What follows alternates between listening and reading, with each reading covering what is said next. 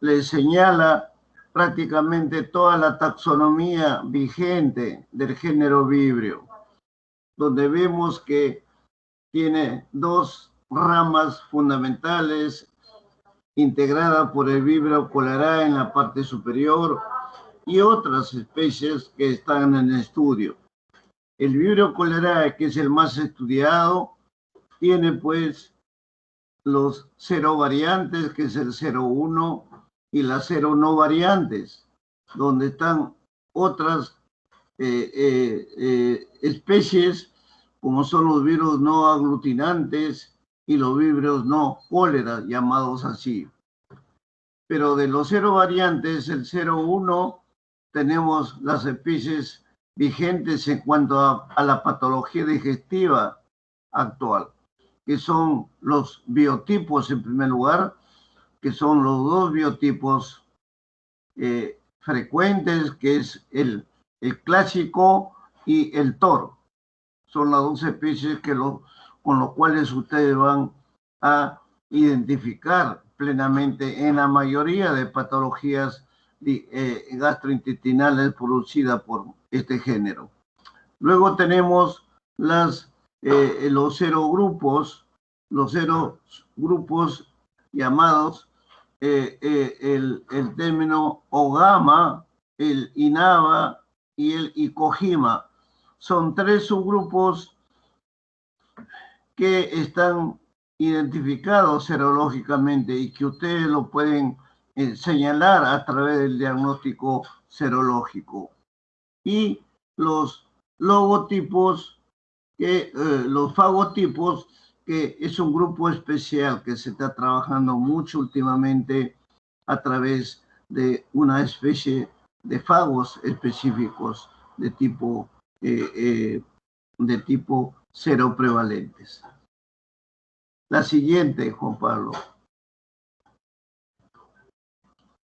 Entonces, todas las especies determinadas en el grupo Vibrio pueden generalmente desarrollarse con una serie de variedades de medios, desde los más sencillos hasta algunos medios mejorados, mucho más específicos, con temperaturas entre 14 a 40 grados centígrados.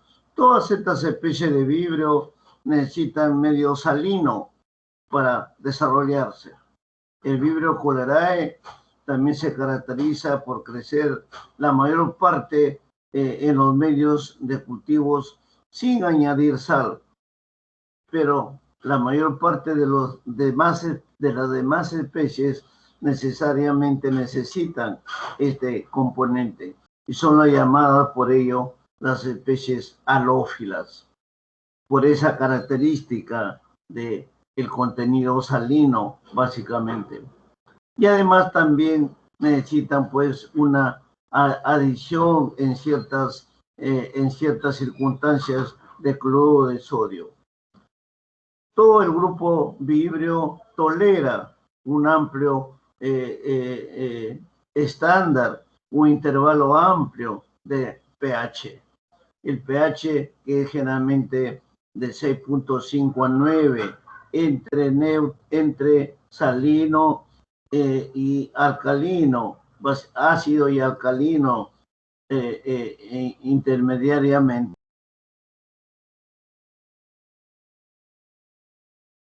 Ácidos gástricos, donde predomina, como sabemos, el pH ácido generalmente. Y en algunos pacientes con reducción o neutralización de la producción de ácidos gástricos son los más vulnerables, especialmente aquellos que tienen problemas digestivos, problemas metabólicos, problemas de acidez frecuente, etcétera, y que los hace mucho más vulnerables a las infecciones por este género de especies. La siguiente.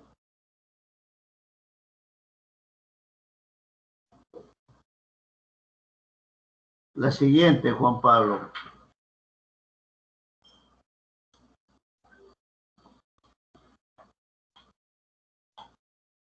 La siguiente. Doctor, ya lo cambié, la siguiente. Yo te indico y tú vas cambiando, Juan Pablo, por favor.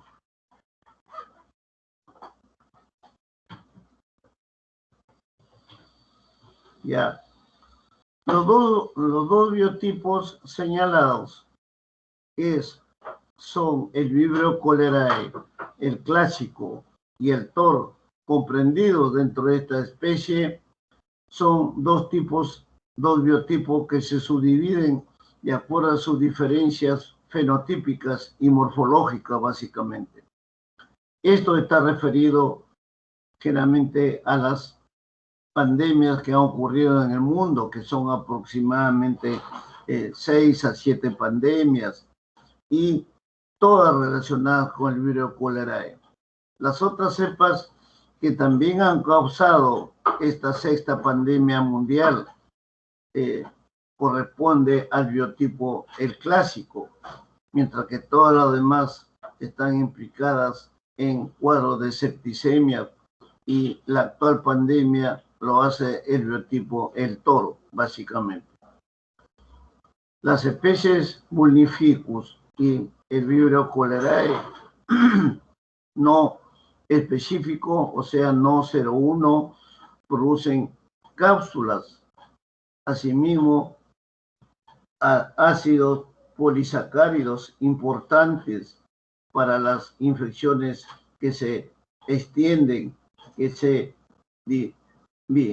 diseminan del Vibrio cholerae 0,1, o sea, el no clásico, y que no producen generalmente ninguna cápsula y tienen las características muy generalizadas en relación con las otras especies. La siguiente, por favor. El Vibrio cholerae y el Vibrio parahemolíticos, entonces, son las dos especies del género el clásico, que presentan dos cromosomas en forma circular. Cada uno de estos contienen contienen genes esenciales para estas dos bacterias, o sea, para su tipificación, su fenotipificación. Todavía se desconoce hasta el día de hoy si otras especies de vibrio tienen su genoma una estructura similar a las anteriores. No está determinado, no obstante que sus evoluciones fisiopatológicas a veces coinciden en estas características. Y el género vibrio, pues frecuentemente se encuentra mediado por plásmidos, incluyendo todos los que tienen modificaciones de resistencia antimicrobiana. Pareciera que esta resistencia antimicrobiana está produciéndose en estos últimos tiempos, se debe pues a estas modificaciones a nivel de los plásmidos. La siguiente. Algunas características morfológicas para que ustedes más o menos tengan el conocimiento de sus formas estructurales. Del Vibrio cholerae generalmente tiene formas bacilares, es un bacilo, es de forma bacilar, y predomina esa forma de coma que hemos señalado y que lo identificó inicialmente como Vibrio coma, y en las cepas recién aisladas ya presentan algunas variantes respecto a esta forma. Su tamaño es señalado de 0,5 a 1,5 hasta 3 milimicras de largo. Tienen muy afinidad a la coloración de Gram y son Gram negativos generalmente. No poseen cápsulas, no poseen esporas, no forman esporas. Presentan un flagelo polar, un solo flagelo, que es de naturaleza de morfología engrosada y que es mucho más largo que el cuerpo, generalmente, como lo vamos a ver en una transparencia más adelante. Tienen una motilidad muy frecuente por la existencia del flagelo que hemos señalado, que le transfiere esa movilidad y esa capacidad invasiva dentro del torrente digestivo, básicamente. Y además, otras características que le permiten diferenciarse en cuanto a el gran grupo de las enterobacterias. La siguiente, por favor.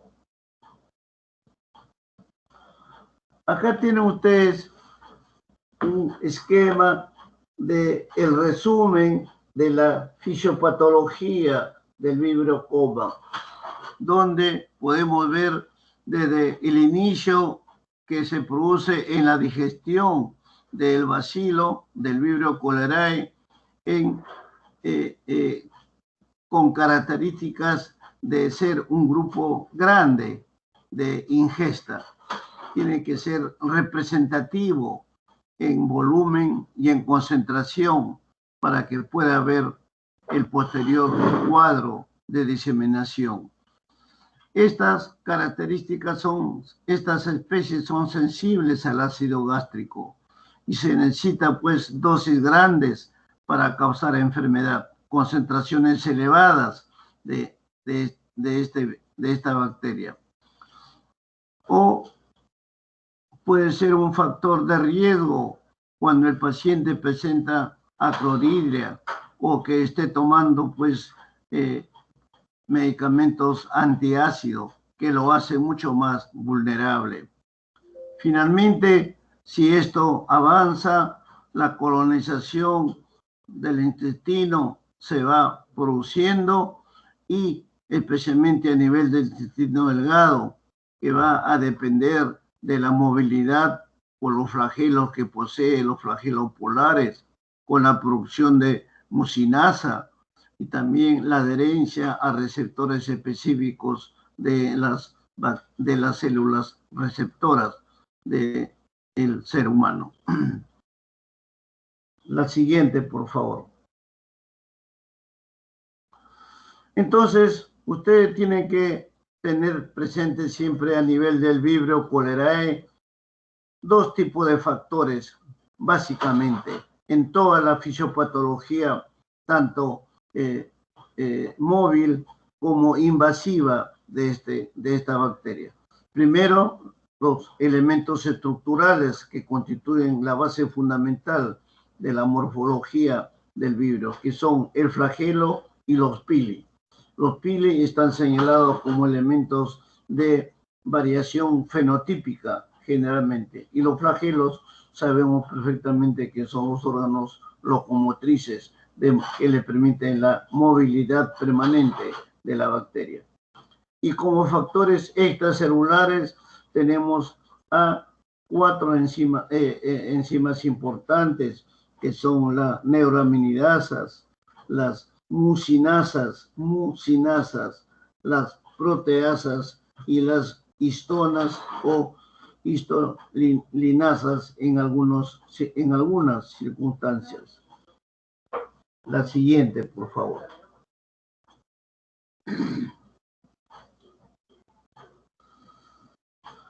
Como especies relevantes del vibrio dentro de la patología humana que ustedes se valoran en el día a día, tenemos el vibrio, en primer lugar, llamado vibrio, y que se mueve con mucha rapidez dentro del torrente digestivo y que son pues producidos por estos flagelos polares que presenta.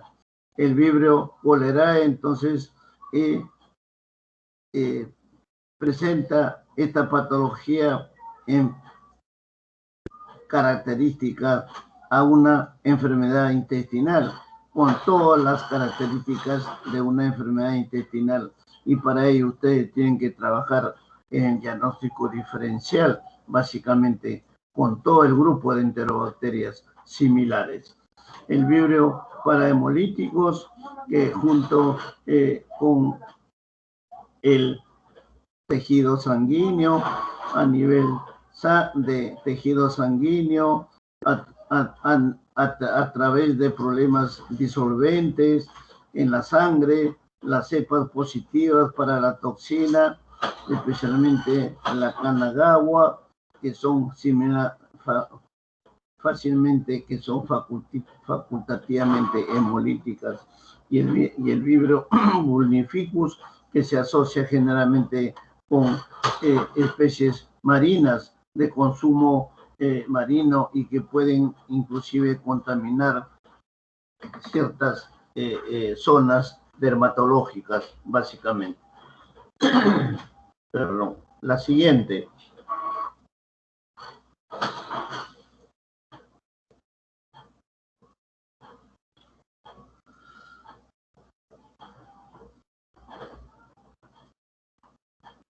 Las especies de vibrio asociadas directamente con enfermedad humana, con enfermedad en el hombre, tenemos el vibrio cholerae, que se originan básicamente a partir del agua de consumo y los alimentos que son utilizados a veces en condiciones no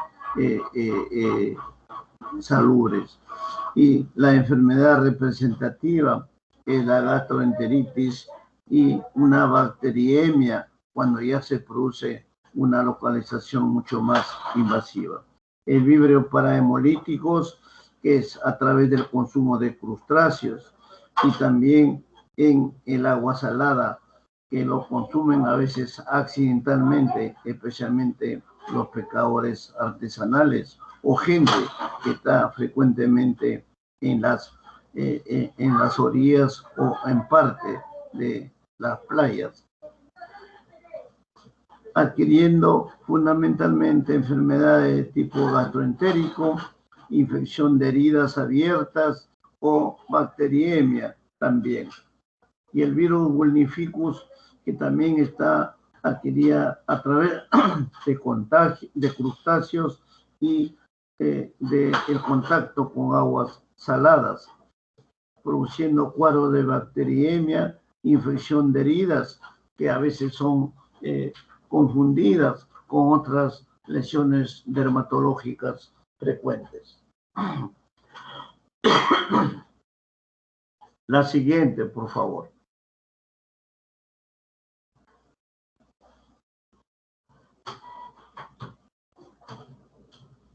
La siguiente.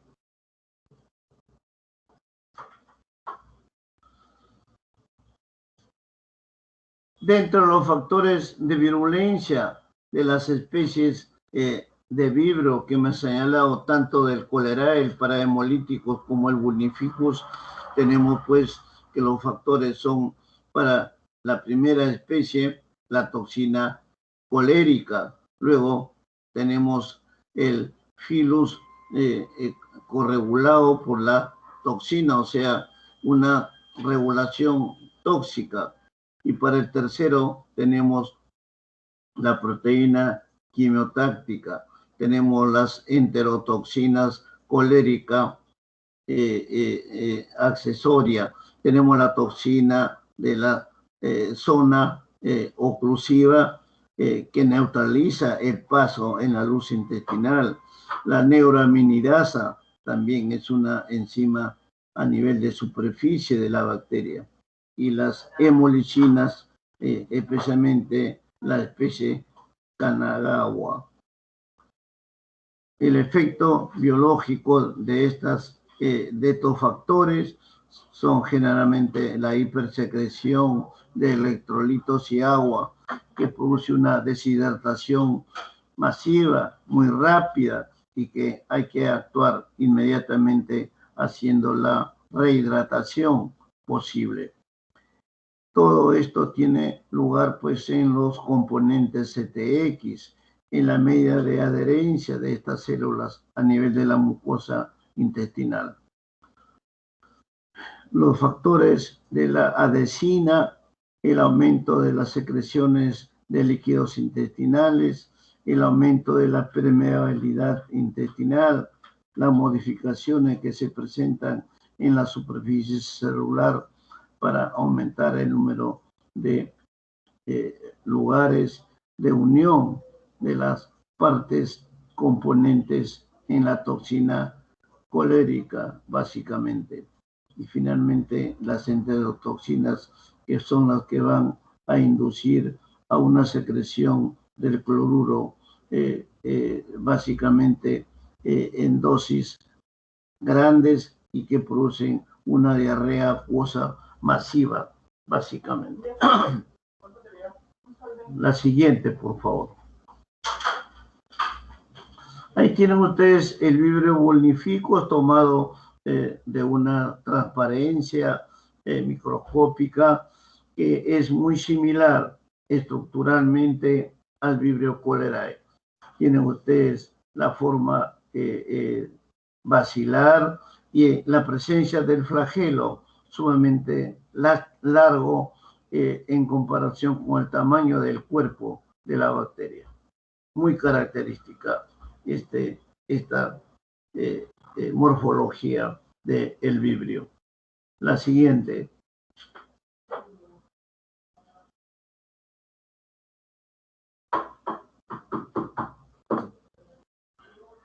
La siguiente, Juan Pablo. Un cuadrito para que ustedes relacionen donde se señala la característica de las especies que son de una frecuencia menor del género vibrio, como son el vibrio minicus, el vibrio parahemolyticus y el vibrio vulnificus, que tienen una frecuencia mucho más corta y mucho más menos frecuente que las características señaladas anteriormente. Tienen características relacionadas con su morfología, con sus enterotoxinas y que son muy parecidas a las del vibrio cólera. Tiene una ingestión especialmente de productos marinos, mariscos, aquellos que consumen los mariscos crudos o poco cocidos, y producen cuadros diarreicos de forma acuosa. También a nivel de parahemolíticos tenemos la producción inflamatoria intestinal y que todavía no está clara la enterotoxina, el papel que juega la enterotoxina a este nivel, ya que también se producen en otras enterobacterias como son Escherichia coli, Salmonella, etc. Con características epidemiológicas, generalmente en las aguas de mar a nivel costero, la ingesta de mariscos crudos, los brotes en los barcos o cruceros frecuentes que vienen de países extranjeros, especialmente de Japón, donde vienen a hacer trabajos de pesca en nuestros mares costeros. Y generalmente producen cuadros de diarrea en ocasiones parecidos a unos cuadros de disentería. Todas estas embolíficos también producen características siderófilas que van a depender y van a utilizar el hierro de la transferrina y la lactoferrina del huésped, básicamente en pacientes vulnerables o con características inmunológicas deprimidas. Todo relacionado con las aguas marinas y produciendo cuadros de bacteriemia con ingestas de células por contaminación de muchas sustancias alimenticias o en la penetración de heridas abiertas, básicamente. La siguiente, por favor. El diagnóstico, que es una forma que ustedes tienen que manejar muy rápida, en forma muy directa, teniendo en cuenta la gravedad. Si no se neutraliza la deshidratación masiva que produce este cuadro, se basa básicamente en la forma directa por aislamiento e identificación del vibrio a partir de las muestras obtenidas de los enfermos, heces fecales o líquido digestivo. El diagnóstico indirecto no tiene valor, es decir, el diagnóstico serológico o de otra naturaleza no reportan eficiencia ni sensibilidad en este caso. Todas las muestras son válidas cuando el material es procedente del vómito y todavía de mucha mejor calidad si son de las heces del paciente. Y que debido a la forma lábil del vibrio, a los agentes externos, en especial al pH ácido, como hemos señalado, debe hacerse en forma rápida este proceso de diagnóstico. Si esto no es posible hacerlo en ese momento por la carencia de los elementos necesarios, hay que utilizar medios de transporte adecuados para poder llevarlos a los laboratorios inmediatos con mayor cobertura de atención y hacer el diagnóstico lo más rápido posible. La siguiente. Acá tienen ustedes, como les decía, la coloración de Gram, que es fácil de realizar, ustedes ya lo conocen perfectamente, donde ustedes ven la forma de coma, los bacilos Gram negativos con su flagelo polar, vean ustedes en forma muy característica a la tinción de Gram y que tienen la forma ya que hemos señalado de pequeño tamaño, Gram negativos y en forma de coma. En fresco también su estudio se realiza en forma microscópica, con microscopía y contraste o de fases. Se hace en microscopios con fondo oscuro para ver los vibrios y que aparecen desplazándose con su movimiento característico producto de la presencia flagelar. La siguiente.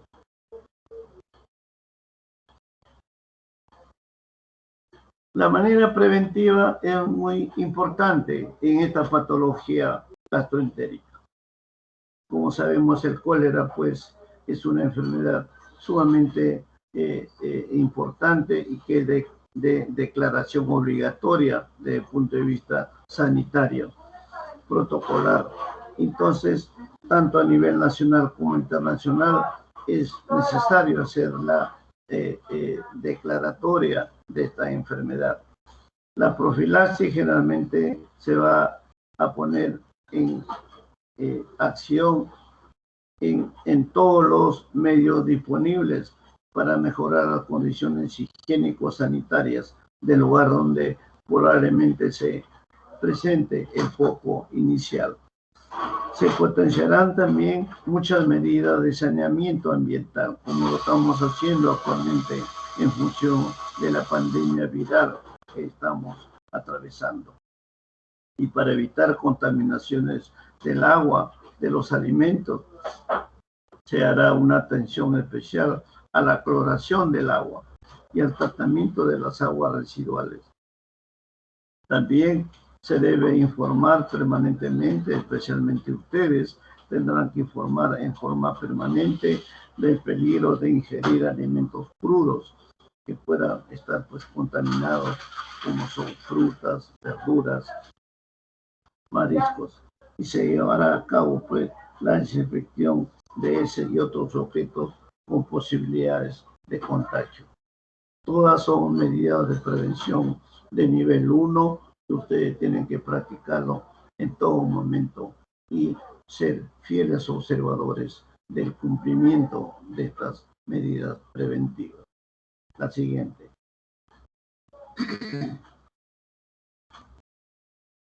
En cuanto a vacunas,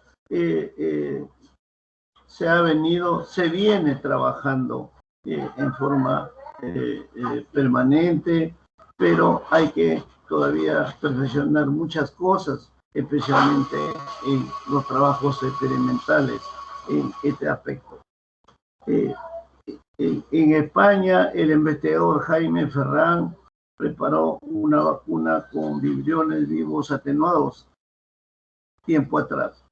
Y en la actualidad, la eficacia de las diferentes vacunas anticoléricas existentes son contradictorias en varios aspectos, ya que la idiosincrasia, las diferencias climatológicas, las diferencias de las temperaturas marinas, especialmente, y la manipulación de los productos marinos hacen que no exista una normalidad en cuanto a la evolución del vibrio y poder aplicar una vacuna en forma genérica.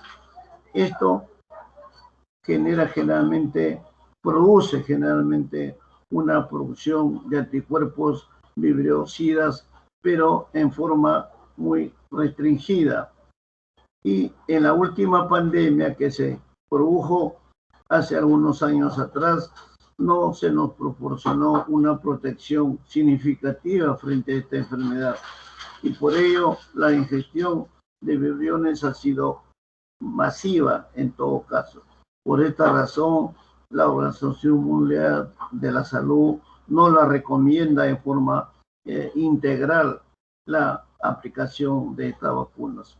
Las investigaciones actuales se están centrando en la búsqueda de otras vacunas, principalmente vacunas con una variabilidad o con un espectro mucho más específico y que puedan pues neutralizar especialmente a nivel de las enzimas superficiales de la bacteria. Se seguirán haciendo y se siguen haciendo los estudios correspondientes para la estandarización de estas vacunas de uso humano. Felizmente que el tratamiento, llamemos así, la recompensa inmediata del cuadro característico que es la deshidratación de esta patología, consiste en rehidratar inmediatamente al paciente y evitar el desequilibrio hidroelectrolítico y evitar pues la gravedad de la enfermedad. O sea, el aspecto preventivo está supliendo a una especie de vacunación y que lo tiene que hacer generalmente el responsable, el médico que está tratando a estos casos. La siguiente.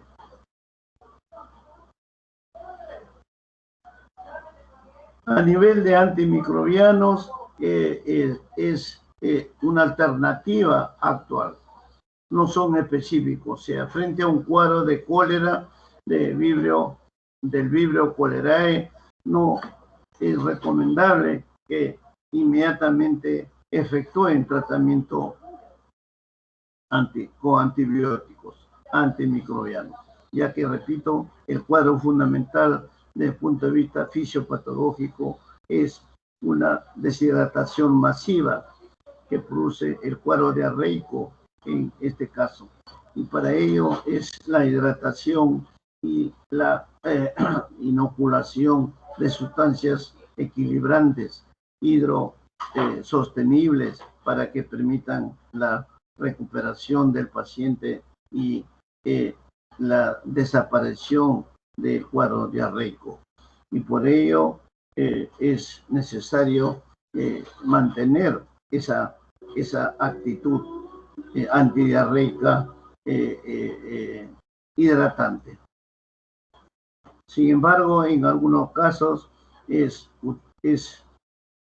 útil emplear ciertos antibióticos como las tetraciclinas, ¿no?, que pueden ayudar en las infecciones agregadas, que pueden entrar los oportunistas, agentes oportunistas de otra naturaleza y que pueden complicar la estabilidad digestiva del paciente.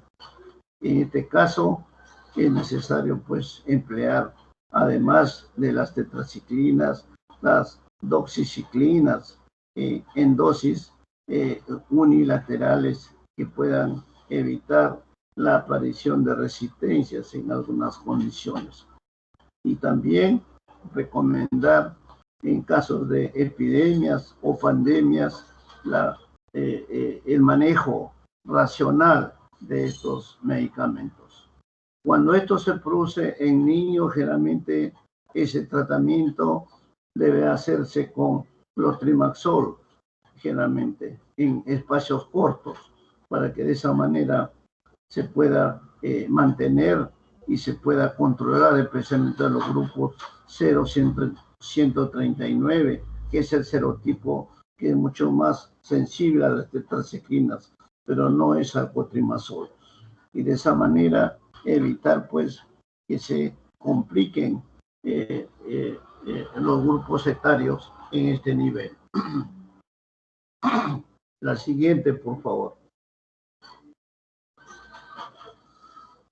Las especies de vibrio habitualmente patógenas ya hemos señalado: el Vibrio cholerae 01, el Vibrio cholerae no 01, el Vibrio parahemolyticus, el Vibrio vulnificus y el Vibrio alginolíticos. Todos ellos con su patología específica, especialmente gastroenteritis, algunas septicemias, algunas infecciones de heridas abiertas, y también se está reportando ya con alguna frecuencia cuadros de otitis externa, básicamente por el contacto con el agua, generalmente en personas que están en trabajos artesanales de pesca o de contacto, buzos, etc. La siguiente.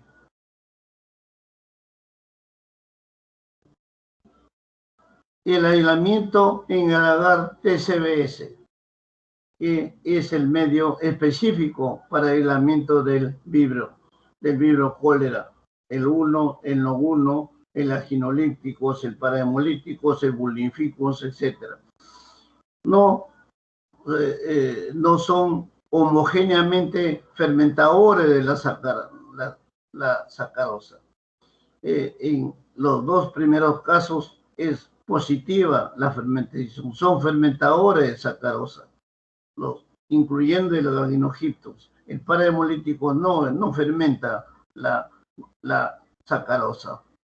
Las colonias son generalmente amarillas, ¿no?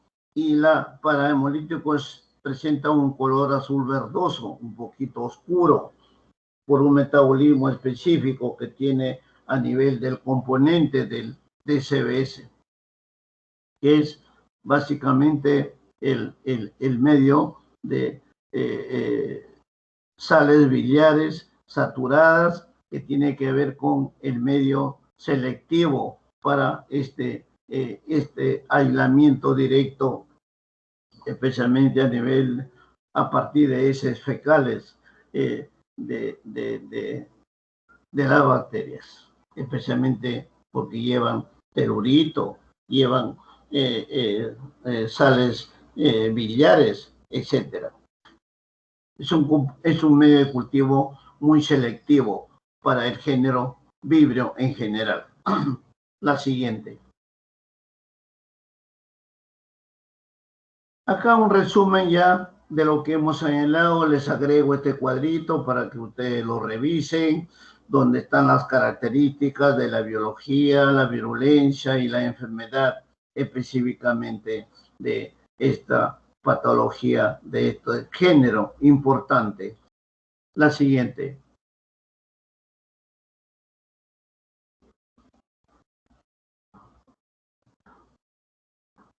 La siguiente, por favor.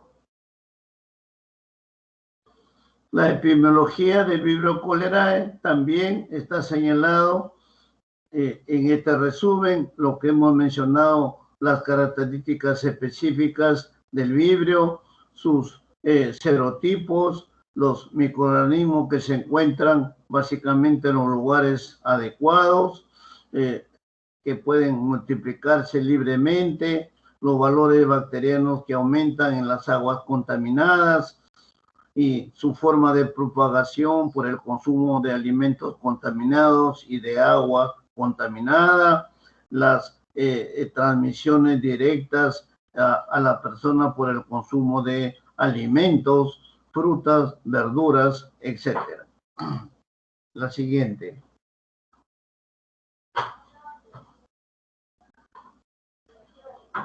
Del diagnóstico en el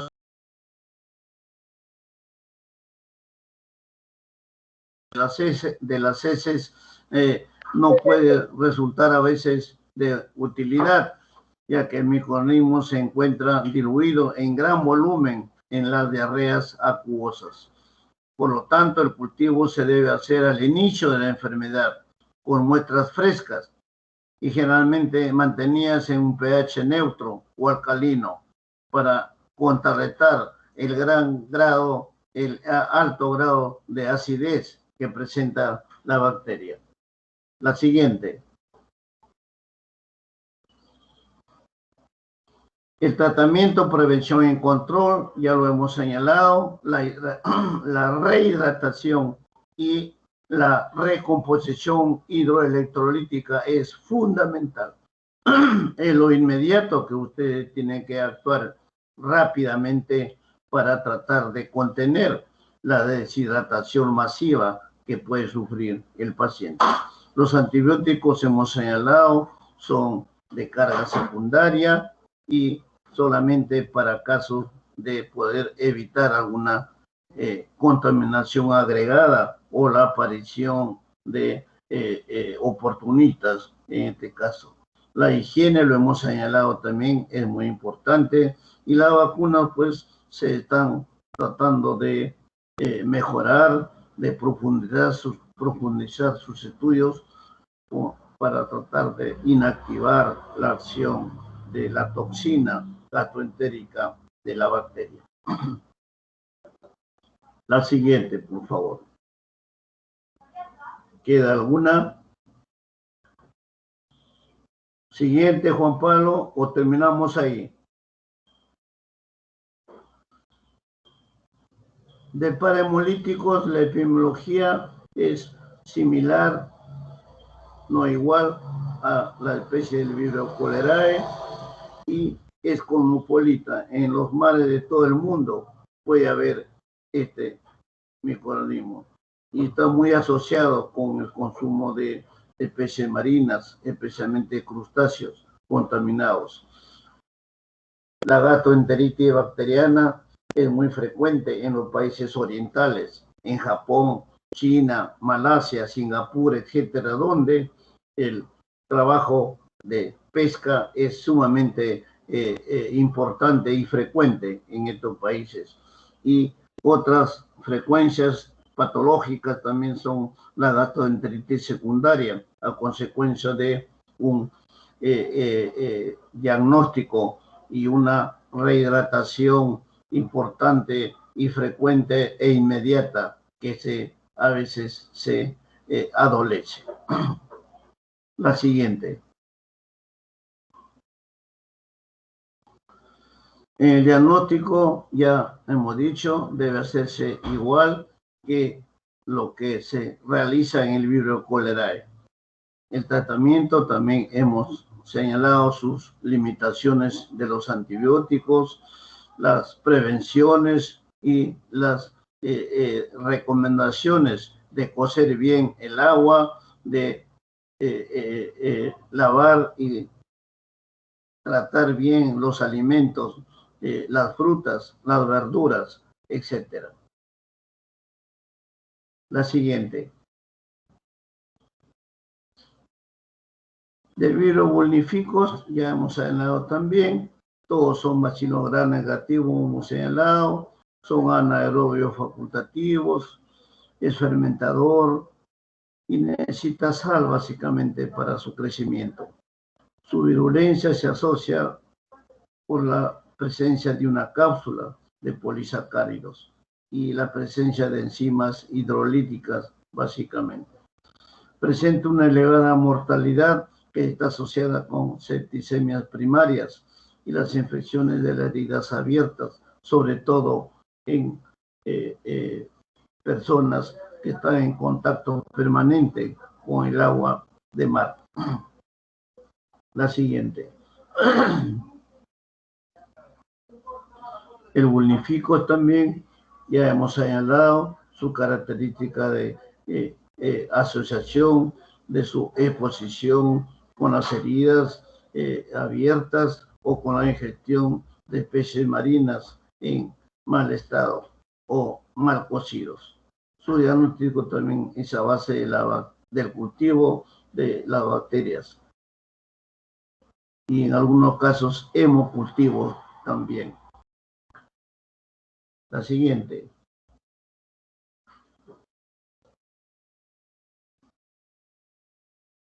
La siguiente.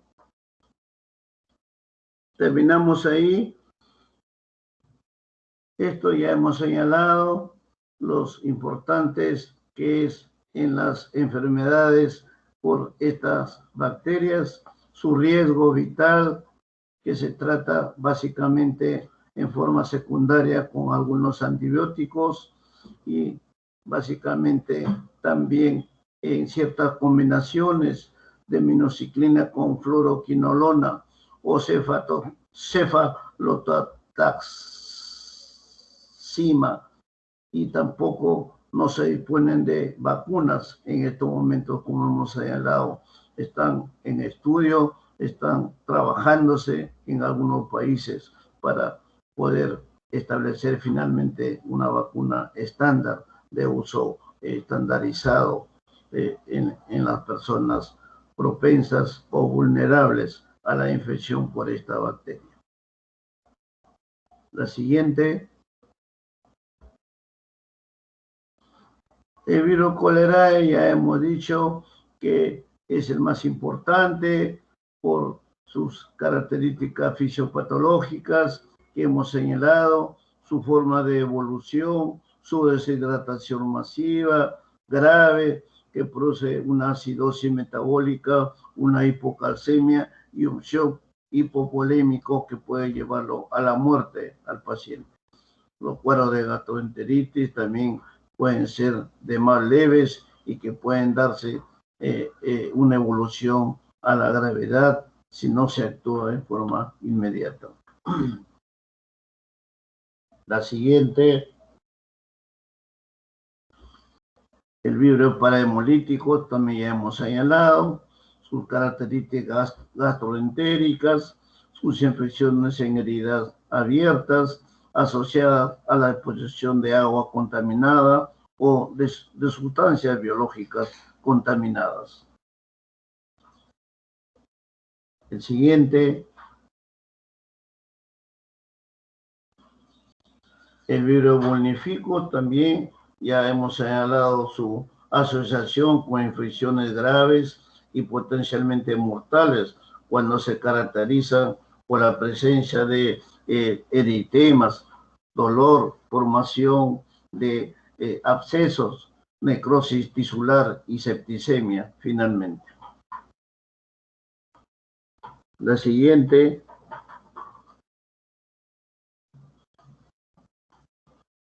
Bien,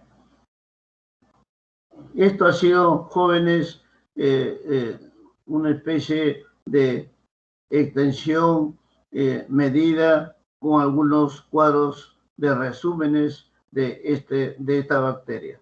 El virus Cholerae, recuerden ustedes que es una patología endémica en nuestro país. Tenemos la bacteria, tenemos las condiciones higiénicas para poder adquirirla en cualquier momento. Tenemos una amplia actividad de pesca artesanal. Entonces, tenemos ahí muchas personas que manipulan, trabajan en los mercados de abastecimiento de especies marinas, donde pueden estar especialmente los mariscos y otros elementos que pueden albergar a esta bacteria. Por lo tanto, ustedes tienen que ser muy precavidos, muy severos en el control preventivo de esta patología. Muchas gracias, buenas tardes y el día viernes estaremos haciendo la segunda clase. Y les pido disculpas por el día lunes que no puede dictar la clase por una emergencia familiar, pero que estamos recuperándolo sin que eso altere básicamente nuestro cronograma de trabajo de todas nuestras actividades académicas de nuestra asignatura. Muchas gracias y buenas tardes. ¿Alguna pregunta, Juan Pablo? Todos y pasan la asistencia a Giovanna para tener nuestra referencia Doctor. Necesaria. Por favor, Juan Pablo. En la noche nos comunicaremos para solucionar el problema de algunas preguntas que hemos señalado en el examen anterior. Doctor. La recuperación sería de la clase del lunes sería el viernes, ¿no, doctor? Muchas gracias, muchas gracias. Ok, gracias.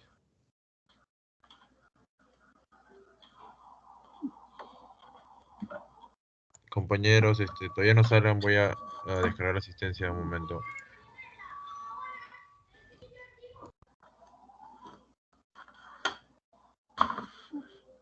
Ya descargué la asistencia.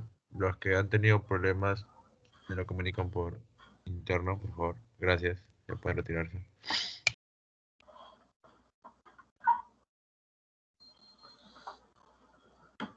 Ah.